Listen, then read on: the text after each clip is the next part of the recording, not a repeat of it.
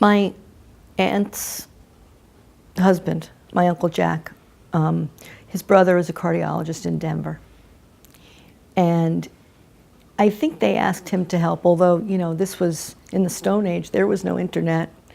But doctors had a network, I think, the way that, you know, anybody does now.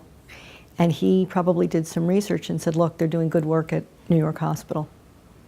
My cardiologist was a woman who went to Johns Hopkins, and she was part of the Blaylock experiment, which, unless you know who these people are, you don't understand this. But this was the guy that sort of invented this system of shutting off the artery so they could do some of these surgeries.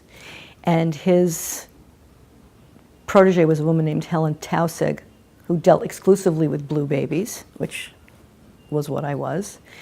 And her student was my cardiologist, who graduated #1 in her class from Johns Hopkins, and then went to New York Hospital and started this clinic.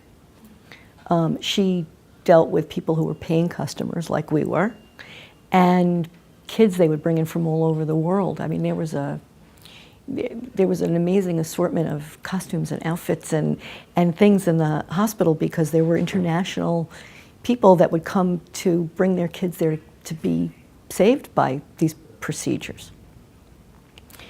So she was the one that my parents put their faith in, and they were right.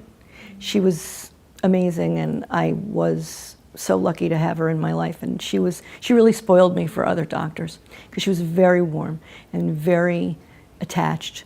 My first surgery, I was in the hospital for almost 2 months. In the middle of that was the blizzard of 1969. New York was shut down for days. My parents couldn't get to see me. She came every day in the middle of all of that. We were very close, and she was at my wedding. She unfortunately was at both my parents' funerals, but she was my doctor till I had kids.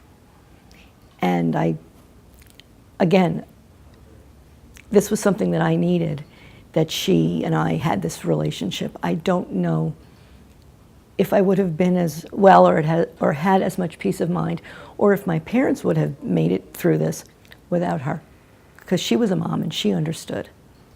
But she was an amazing doctor.